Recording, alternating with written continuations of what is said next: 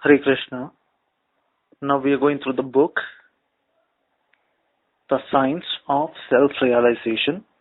This book is authored by His Divine Grace, A.C.Bhaktivedanta Swami Srila Prabhupada, founder Acharya of the International Society for Krishna Consciousness, or also known as ISKCON. This chapter is titled as Meditation and the Self Within. At an excerpt, can meditation solve our everyday problems? Is there life after death? Can drugs help us to achieve self-realization? During a walk to South Africa, Srila Prabhupada answers this and other questions for the interviewer, Bill Faill of the Durban, Natal, Mercury. Actually, in an excerpt, this is a conversation that happens between Srila Prabhupada and the journalist who interviews Srila Prabhupada. His name is Mr.Bill Faill, and this conversation takes place in South Africa.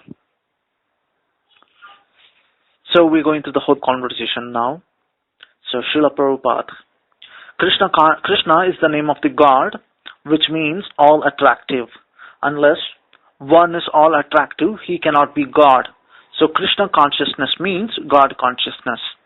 All of us are small particles of God, equal in quality with Him. Our position as living entities is like that of a small particle of gold in relationship with a large amount of gold, a quantity of gold. Mr. Faill, are we something like the sparks in a fire?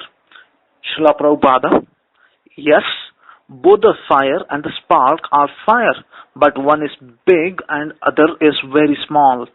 Unlike the relationship between the spark and the fire, however, our relationship with God is eternal. Although at the present moment we have forgotten the relationship due to the contact with the material energy. We are facing so many problems only because of this forgetfulness. If we can revive our original God consciousness, then we shall be happy. This is the sum and substance of Krishna consciousness. It is the best process by which to revive our original God consciousness. There are different processes of self-realization, but in the present age of Kali, people are very fallen and they require the simple process of Krishna consciousness. Now they are thinking that so-called material advancement is a solution for their problems, but that is not a fact. The real solution is to get out of the material condition entirely by becoming Krishna conscious. Because God is eternal, we are also eternal. But in the material condition, we are thinking, I am this body, and therefore we must repeatedly change from body to body. This is due to ignorance. Actually, we are not our bodies, but spiritual sparks, parts and parcels of God. Mr. Faill, then this body is just like a vehicle for the soul? Srila Prabhupada, yes, it is just like a motor car, just to go from one place to another in a car. So due to mental concoction in the material condition of life, we are going from one position to other, trying to become happy, but nothing will make us happy unless we come to our real position, which is that we are all parts and parcels of God, and our real business, which is that we are all meant to associate with God and help all living entities by cooperating with Him. Civilized human life is attained only after a long evolution through 8,400,000 species of life. So if we don't take advantage of this civilized human life to understand who God is, who we are, and what our relationship is, but simply waste our life like cats and dogs going here and there looking for some sense gratification, then we have missed a great opportunity. The Krishna consciousness movement is meant to teach people how to take full advantage of the human form of life by trying to understand God and our relationship with Him. Mr. Faill, if we don't make most of this life, do we get a second chance in another life? Srila Prabhupada, yes, according to our desires at the time of death, you get another body. That body is not guaranteed to be a human body. However, as I've already explained, there are 8,400,000 different forms of life. You can enter any of them according to your mental condition at death. What we think at the time of death depends on how we act during our life. As long as we are in the mental consciousness, our actions are under the control of material nature, which is being conducted in three modes: goodness, passion, and ignorance. These modes are like three basic colors: yellow, red, and blue. Just like one can mix red, yellow, and blue to produce millions of colors, the modes of material nature are being mixed to produce many varieties of life. To stop the repetition of birth and death in all different forms of life, we must transcend the covering of material nature and come to the platform of pure consciousness. But if we do not learn the transcendental science of Krishna Consciousness, then at death we must transfer to another body, either better or worse than our present one. If we cultivate the mode of goodness, then we are promoted to higher planetary systems, where there is a better standard of life. If we cultivate the mode of passion, then we will remain at the present stage. But out of ignorance, we commit sinful activities and violate nature's laws, then we will be degraded to animal or plant life. Then again, we must evolve to human form, a process that may take millions of years. Therefore, human being must be responsible. He must take advantage of the rare opportunity of human life by understanding his relationship with God and acting accordingly. Then he can get out of the cycle of birth and death in different form of life and go back home, back to Godhead. Mr. Faill, do you think transcendental meditation is helping people? Srila Prabhupada, they do not know what real meditation is. Their meditation is simply a farce, another cheating process by so-called Swamis and Yogis. You are asking me if meditation is helping people, but do you know what meditation is? Mr. Faill, a stilling of the mind, trying to sit in the center without swinging either way. Srila Prabhupada, and what is the center? Mr. Faill, I don't know. Srila Prabhupada, so everyone is talking very much about meditation, but no one knows what meditation actually is. These bluffers use the word meditation, but they do not know the proper subject for meditation. They're simply talking bogus propaganda. Mr. Faill, isn't meditation valuable just to get people thinking right? Srila Prabhupada, no. Real meditation means to achieve a state in which the mind is saturated with God consciousness. But if you do not know what God is, then how can you meditate? Besides, in this age, people's minds are so agitated that they cannot concentrate. I've seen this so-called meditation. They're simply sleeping and snoring. Unfortunately, in the name of God consciousness or self-realization, many bluffers are presenting non-standard methods of meditation without referring to the authorized books of Vedic knowledge. They're simply practicing another type of exploitation. Mr. Faill, what about some of the other teachers like Opensky and Gurdjieff? In the past, they brought the West a message similar to yours.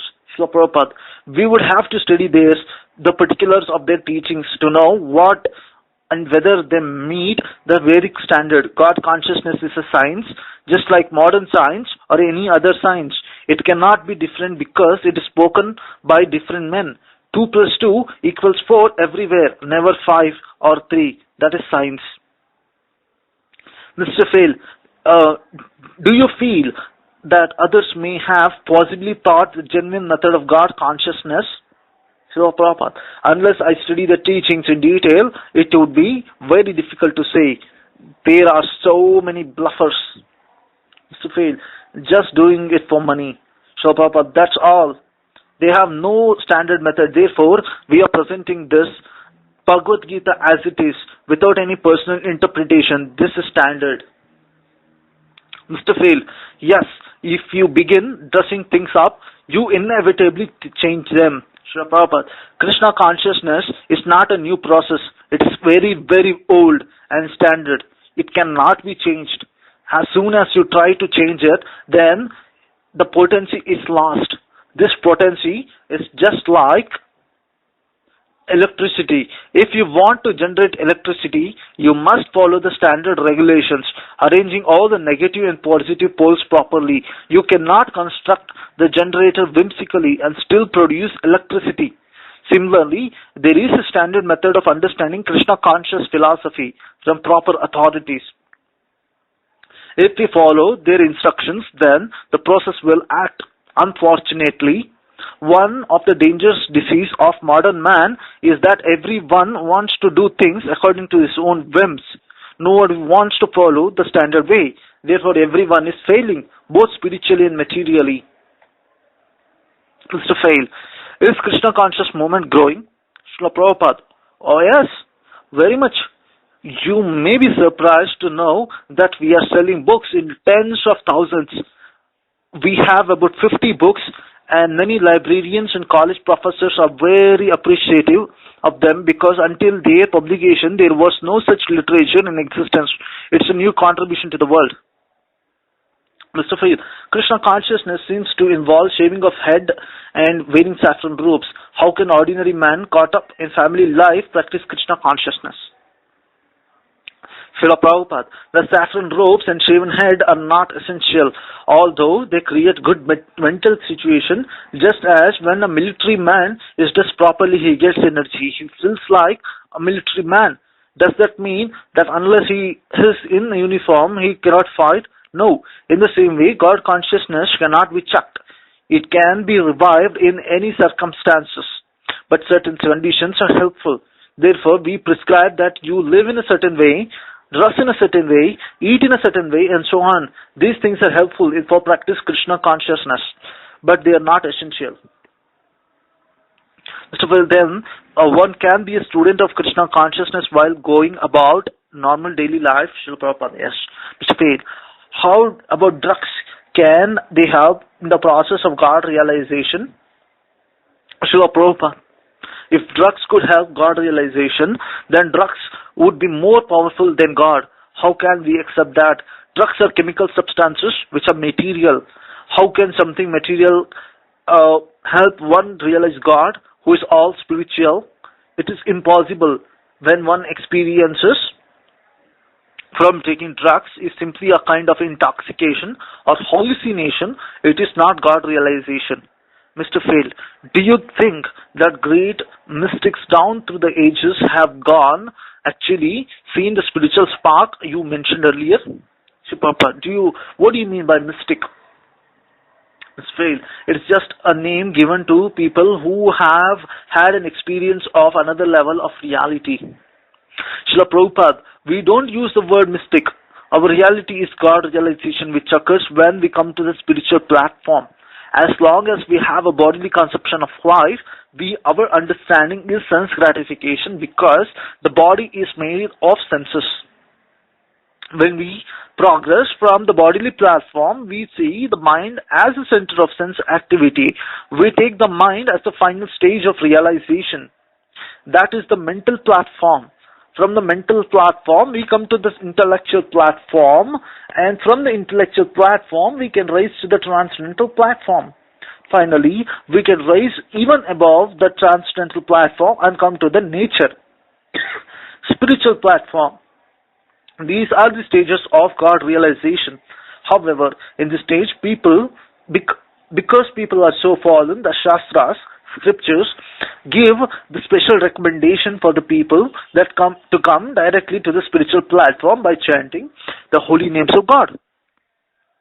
Hare Krishna, Krishna Krishna, Hare Hare, Hare Rama, Rama Rama, Hare Hare.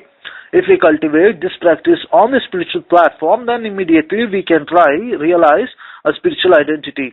Then the process of God realization becomes successful very quickly. Mr. Faill, today a lot of people are saying that we must look inward for the truth rather than on outward into the word of senses. Srila Prabhupada, Looking inward means knowing that you are a spirit soul. Unless you understand that you are not the body but a soul, there is no question of looking inward. First, we have to study, am I this body or am I something within this body? Unfortunately, this subject is not taught in any school, college or university. Everyone is thinking, I am this body. For example, in this country, people are everywhere are thinking, I am South African, they are Indian, they are Greek, and so on. Actually, everyone in the whole world is in the bodily conception of life.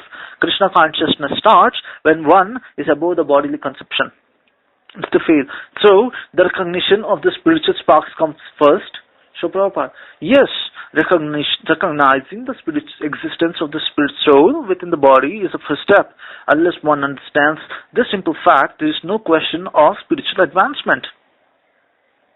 Mr. Faill, is it a question of just understanding it intellectually? So, Prabhupada, in the beginning, yes, there are two departments of knowledge, theoretical and practical. First, we must learn spiritual science theoretically. Then, by working on the spiritual platform, one comes to the point of practical realization. Unfortunately, today, almost everyone is in the darkness of the bodily conception of life. Therefore, this moment is very important because it can lift civilized man out of the darkness. As long as they are in the bodily conception of life, they are no better than animals. Animals think like this. As soon as someone a dog will bark thinking, I'm a dog. I've been appointed here as a watchdog. Similarly, if I adopt the dog's mentality then and challenge for foreigners, so why have you come to this country? Why have you come to my jurisdiction? Then what is the difference between a dog and me? Mr. Faill, there is none. To change the subject little, is it necessary to follow certain eating habits to practice spiritual life? So, Prabhupada, yes. The whole process is meant to purify us, and eating is a part of that purification. I think you are saying you are what you eat, and that's a fact. Our bodily constitution and mental atmosphere are determined according to how and what we eat. Therefore, the Shastras recommend that to become Krishna conscious, you should eat the remnants of food left by Krishna. If a tuberculosis patient eats something and you eat the remnants, you will be infected with tuberculosis. Similarly, if you eat Krishna prasada, then you will be infected with Krishna consciousness. That is our process. Thus, our process is that we don't eat anything immediately. First, we offer the food to Krishna, then we eat. This helps us advance in Krishna consciousness. Mr. Faill, you are all vegetarians? Srila Prabhupada, yes, because Krishna is vegetarian. Krishna can eat anything because he's God. But in Bhagavad Gita, 9th chapter, 26th verse, he says, if one offers me with love and devotion a leaf, a flower, a fruit, or water, I will accept it. He never says, give me meat or wine. Mr. Faill, how about tobacco question? Srila, tobacco is also an intoxicant. We are already intoxicated by being in the bodily conception of life, and if we increase the intoxication, then we are all lost. Mr. Faill, you mean things like meat, alcohol, and tobacco just enforce bodily consciousness? Srila Prabhupada, yes. Suppose you have a disease and you want to be cured, you have to follow the instructions of a physician. If he says, don't eat this, eat only this, you have to follow his prescription. Similarly, we also have a prescription of being cured of the bodily consciousness, conception of life, chanting Hare Krishna, hearing about Krishna's activities, and eating Krishna prasadam. This treatment is the process of Krishna consciousness. Thank you for listening to the chapter of meditation and the self within. These were the whole conversation between Mr. Faill, who was interviewing Srila Prabhupada, and he was from Durban, Nachali Mercury, and Srila Prabhupada is the founder Acharya and the only sole guru in ISKCON, or also Diksha Guru in ISKCON. And I thank you for listening. Hare Krishna. Please chant Hare Krishna. Hare Krishna, Hare Krishna, Krishna Krishna, Hare Hare, Hare Rama, Rama Rama, Hare Hare, and be happy. Hare Krishna. Thank you. Hope to catch you soon.